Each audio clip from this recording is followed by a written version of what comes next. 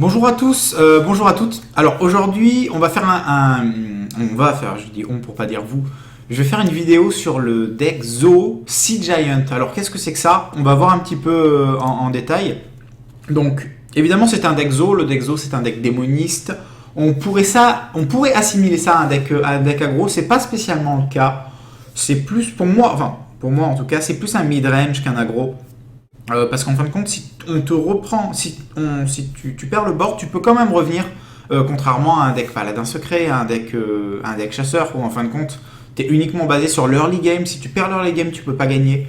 Ce deck-là a énormément de cartes avec énormément de résilience. En fait, c'est un petit peu la définition du deck. C'est un bon deck agressif mid-game avec énormément de résilience. Et c'est pour ça, mine de rien, qu'il peut battre les decks guerrier contrôle, les decks voleurs, il peut battre Mage Freeze. En fait, il peut un petit peu tout battre, un peu comme le druide, pour le coup. Pourquoi? Uniquement parce qu'il y a ces cartes résilience et qui vont disparaître malheureusement avec le format standard. Par exemple, la rampante. Les cartes résilience, c'est les cartes sacrales d'agonie. Donc il y a la rampante, il y a l'œuf de Nérubien, il y a toutes ces cartes-là qui font en fait du deck, qui donnent au deck toute sa stabilité. C'est ça qui est intéressant. Donc là, on a la liste ici. Hop, je peux enlever ma tête si vous voulez. Bim bam. Donc c'est le deck Sea Giant, évidemment. C'est pas le deck Leroy Jenkins ou autre. Évidemment, Sea Giant, c'est bien meilleur que la version avec Leroy Jenkins, qui est quand même métable avec ce deck-là.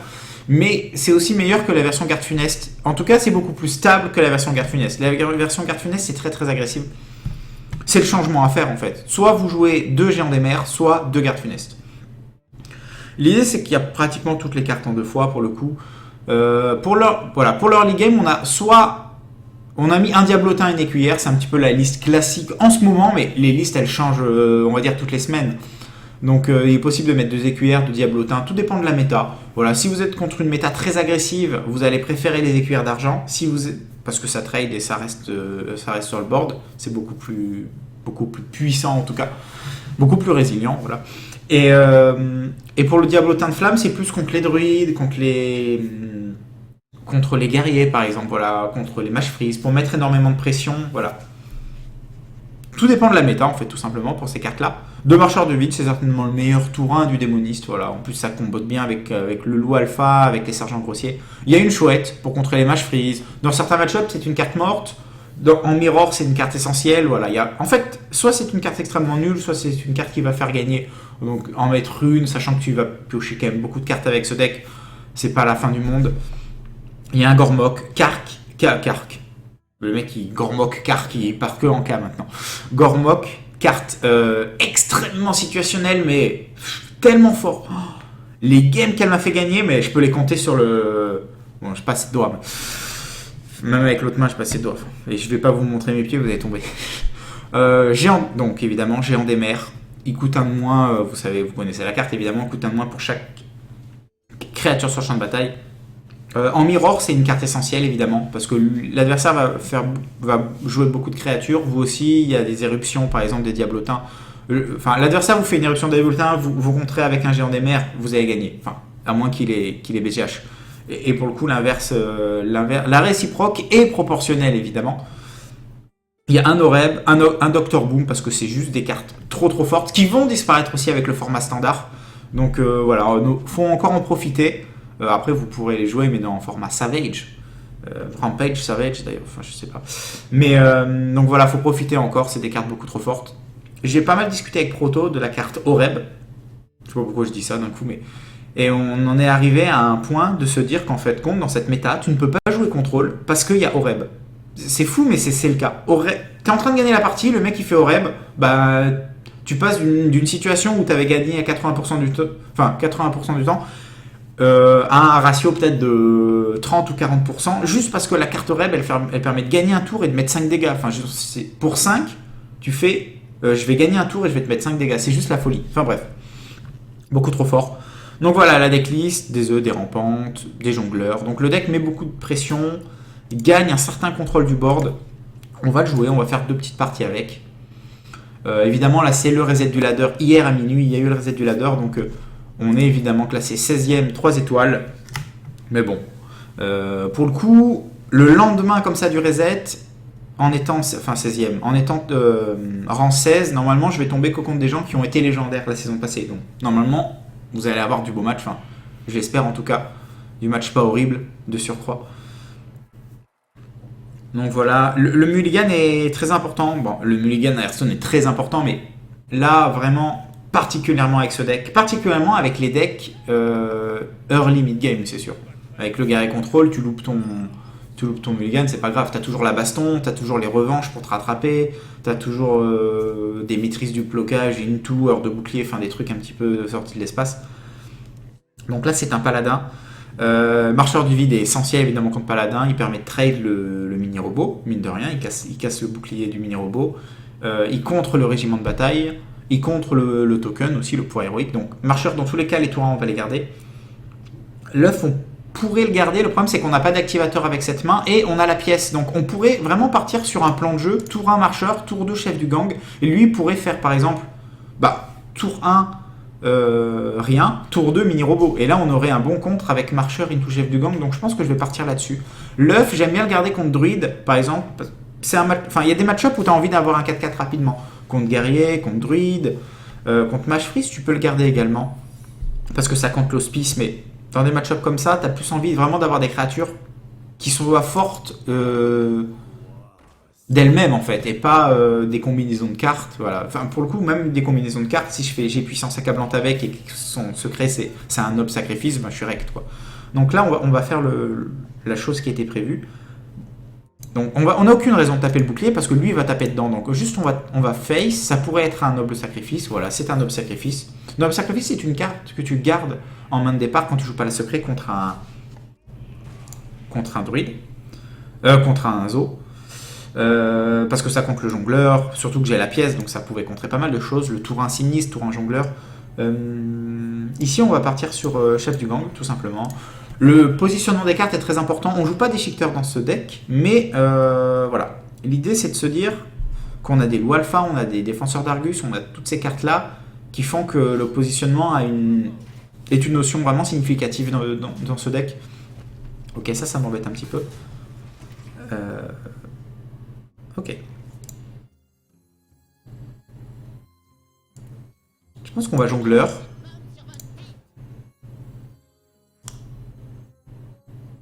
On va marcheur. Le chef du gang, faut plutôt le jouer. Oh, ça me plaît ça. Ok, un petit peu de réussite ici. Évidemment, là je balance 2 couteaux, c'est juste exceptionnel. Surtout que là, il est rect. Il n'y a que la consécration dans ces cas-là qui me met pas bien. Je vais reparler un petit peu du concept. Ah, consécration, ça me met pas bien pour le coup. Je réponds pas bien. Je vais reparler un petit peu de la notion de positionnement. Les créatures les plus faibles, on va souvent les jouer au milieu. Par exemple, tout ce qui est sinistre colporteur, sergent grossier, toutes les créatures avec 1 ou 2 d'endurance, on va les mettre au milieu. Pourquoi ? Parce que c'est les créatures qu'on a envie de sacrifier le plus tôt possible.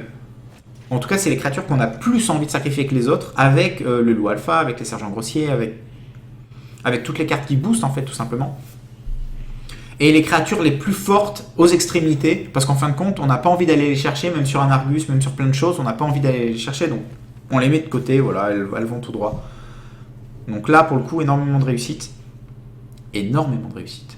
Je vais d'abord éruption dans tous les cas. Bon, 4, c'est un petit peu champagne. On va attaquer avec le loup. Ça pourrait être un noble sacrifice, mais au pire, c'est pas grave. C'est pas un noble. Donc là, s'il n'a pas la deuxième consècre, il a perdu. S'il la consècre, il y a un beau comeback à faire de sa part. Parce que là, j'ai rien au tour 4 à part faire pioche. Enfin, au tour 6, à part faire pioche, Gormok, mais. Franchement, pour lui, j'espère qu'il a consècre, sinon c'est fini. Ok, donc là, c'est fini. Je pense que je pouvais gagner cette game sans faire une éruption à 4, sans même faire éruption, parce qu'ici j'aurais fait quoi? J'aurais pioché, j'aurais joué une créature, j'avais encore le contrôle du board. Enfin, j'étais dans un espèce de snowball en fait, tout simplement. C'est la définition de ce deck pour moi, c'est un deck beaucoup de résilience et qui peut snowball rapidement. C'est-à-dire qu'à partir du moment où tu as le board, c'est pas comme un chasseur où en fin de compte, avec un chasseur, tu as plein de cartes mortes en main. Parce que tu peux faire tour 1 lépreux, tour 2 jongleur, voilà, des sorties comme ça très agressives. Et derrière, t'as quoi? T'as Kill Command, t'as Golem Arcanique en main, t'as des cartes, t'as des Savannah, t'as des cartes que tu peux pas spécialement jouer. Là, toutes tes cartes sont jouables. Toutes tes cartes, en fait, contrôlent le board adverse et mettent de la pression. Donc je pense, en toute honnêteté, que c'est le meilleur deck. Je vais garder Sinistre, c'est beaucoup trop fort. Je pourrais mulliganer agressivement, mais pour essayer d'avoir un tour 1. Mais c'est vrai que le Sinistre est certainement le meilleur tour du jeu, hein, vraiment du jeu. Ok, donc là j'ai un tour 1. Un tour 1 résilient en plus, qui est pas mal peut-être. Si c'est un Zo, c'est bien. Pour le coup, si c'est un... Si c'est un Reno, t'as plus envie de l'avoir la 3-2 et essayer de mettre de la pression rapidement. Mais Reno, c'est un bon match-up. Donc je sais plus ce que je disais, mais en gros, ce deck il met la pression et il est résilient, donc c'est vraiment tout ce qu'on veut. Ok, intéressant. Bon, j'ai bien fait de pas avoir eu ça au tour d'avant, parce que là, marcheur, il aurait été règle sur la 3-2. Donc je pense qu'on va sinistre, il va certainement trade le sinistre. Bon, puissance est bien.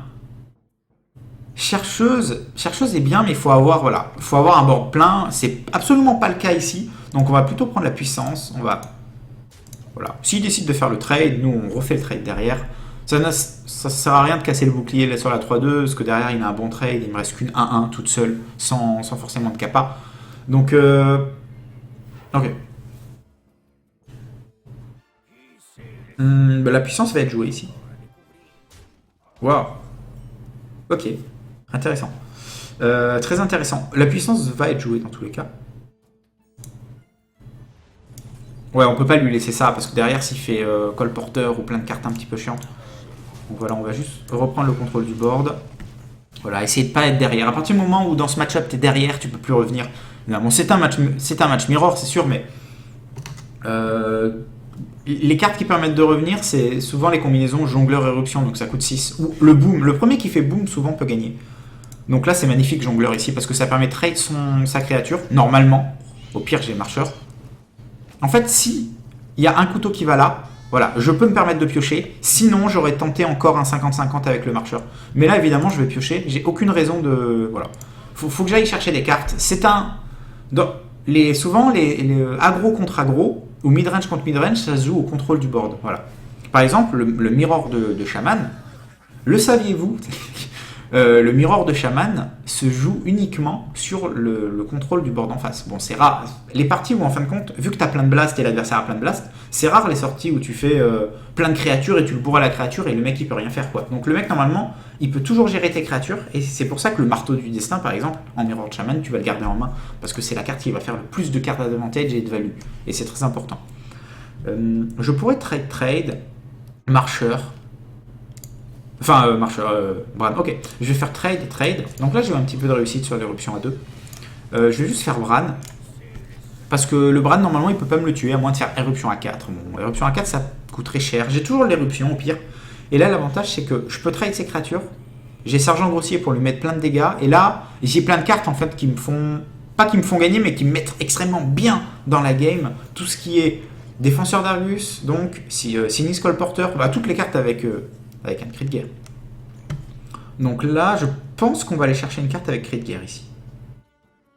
Mais j'en suis pas sûr. Intéressant. J'ai quoi? J'ai sinistre, il me reste 19 cartes. Donc là, si je pioche, j'ai quoi? J'ai un sinistre, 2 Argus que je vais pas forcément envie de jouer dans cette situation. J'ai un sinistre surtout. J'ai pas de masse carte ici à aller chercher. Donc je pense que je vais plutôt partir sur un éruption sur le loup. Ouh, 4 c'est beaucoup. Et on va... Donc là évidemment ne pas faire ça. Pourquoi? Parce qu'on a dit que les créatures les plus faibles au milieu. Donc voilà. On va trade lui. Ça c'est la deuxième carte la plus forte de mon board, hein, le marcheur évidemment. J'ai que des 1 et des 2-1. Donc on va la mettre tout à droite. Puis c'est pas le genre de truc qu'on veut Argus. Enfin tout dépend. Mais on a plus envie d'Argus. Voilà, des créatures avec beaucoup de force et peu d'endurance par exemple. Ok, donc lui il joue la version Garthunès, donc la version Garthunès est évidemment moins forte que la version Sea Giant, beaucoup moins forte pour le coup, parce que là si j'avais Sea Giant il avait perdu. Donc là évidemment j'ai Argus, j'ai un petit peu tout ici. Alors, l'idée c'est soit on fait Dr Boom, genre on essaye de faire un mauvais trade, bon c'est possible de faire un mauvais trade mais quoique on pourrait.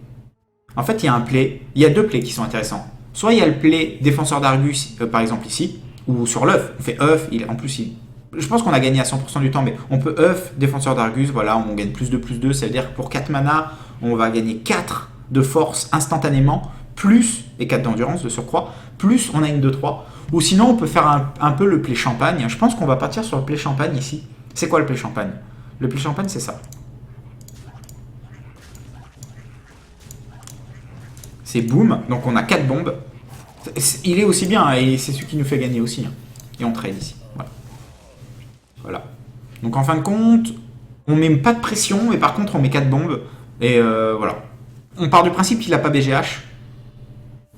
Bon, éruption, même s'il fait 4, c'est pas fou. Et voilà. Magnifique partie, n'est-ce pas? Donc là, vraiment, le Mirror s'est gagné sur quoi? Sur le fait que j'ai eu boom avant lui. Évidemment, le boom bientôt va disparaître dans à peu près quelques temps. Enfin, dans quelques semaines, un mois, je ne sais pas, dans 3 ans, 4 ans. Enfin, le boom va disparaître avec le format standard. Donc, toutes les cartes résilience vont disparaître. Donc, le zoo, voilà, chaque deck, on va un petit peu parler du fait est-ce qu'il va encore exister après le format standard. Pour le coup, cette version-là n'existera plus du tout parce que énormément de cartes vont disparaître. Mais on va peut-être revenir à un zoo classique un petit peu de l'époque, c'est-à-dire des decks un peu plus agressifs. Donc voilà, il n'y aura plus de rampante, il n'y aura plus d'œufs, mais par contre, voilà, il y aura double Diablotin de Flamme. Ce sera vraiment un deck double Low Alpha, un truc un petit peu full face. Mais le deck sera toujours aussi fort. Peut-être des cartes funès, voilà, il y aura des cartes funès à la place, peut-être des Sea Giants, je sais pas. Donc en tout cas, c'est un deck extrêmement puissant. Peut-être le meilleur deck de la méta à l'heure actuelle. Évidemment, là, c'est marqué tournoi parce que c'est les decks que je joue en tournoi. Je sais que Unid aime aussi particulièrement ce deck-là. Enfin, c'est un deck avec lequel on a beaucoup de réussite en ce moment. Et même les joueurs en général sur ladder ont beaucoup de réussite avec le zoo. Deck très puissant, deck voilà, très résilient, très puissant, qui peut tout battre. Il n'y a pas de match-up à part le match freeze évidemment, mais il n'y a pas de match-up où tu te dis ah ça va être compliqué. La plupart du temps tu te dis ok, je suis plutôt devant. Enfin je suis à 60-40 ou je suis à 55-45. Donc c'est rare en fin de compte les decks où tu dis ça. Le druide par exemple, tu te dis souvent bon, allez je joue contre Zo, je suis à 40% de chance de gagner. Ah je joue contre Majestic Flamme, je suis à 40%. Il y a plein de decks où tu dis ah je suis un petit peu derrière. Bon après le deck est tellement puissant par exemple le druide que tu vas gagner, mais là pour le coup tu es souvent devant. Et après, voilà, si tu joues comme un pied, tu perds. Si tu joues pas trop mal, tu peux gagner. Mais, voilà. Mais le deck est très technique sur le positionnement des cartes, sur le mulligan. Mais en fin de compte, si tu arrives bien à le maîtriser, tu t'éclates en ladder. Donc voilà, le deck Zoo, très dur à dire, Zoo, Sea Giant. J'espère que voilà, le deck vous a plu. Et n'hésitez pas vraiment à le jouer en ladder, il est exceptionnel. Il est exceptionnel, hein, c'est...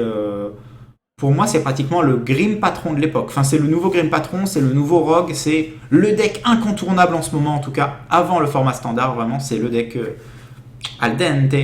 Je vous fais plein de bisous, nous on se retrouve pour une prochaine vidéo sur des choses comme ça qui n'existent pas, mais qui vont exister évidemment. Exceptionnelles, hein, de surcroît. Ciao Bambinos, et à très bientôt.